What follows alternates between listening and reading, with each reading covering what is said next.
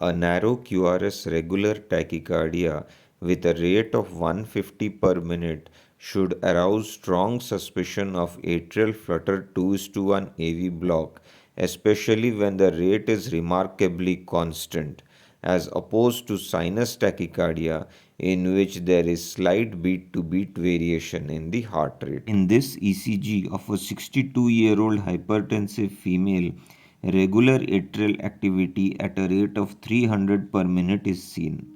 These flutter waves are negative in 2,3 AVF, with the terminal part of the QRS being deformed by every alternate flutter wave.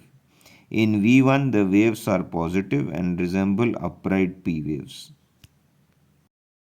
This pattern is called anticlockwise re-entry, constituting 90% of the cases, and the opposite pattern, that is positive flutter waves in 2,3 AVF and negative in V1, is called clockwise flutter.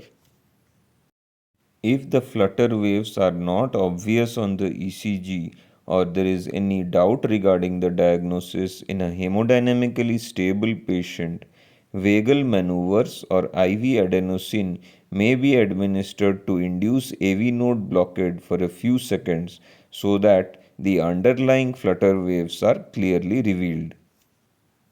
In contrast, sinus rhythm will show transient slowing of both P and QRS, whereas AVNRT is likely to revert to sinus rhythm.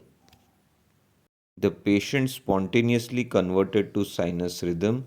The prominent negative component of the P wave in right side chest lids points to left atrial enlargement, and the deep S wave in V4 indicates left ventricular hypertrophy, both of which can be caused by hypertension.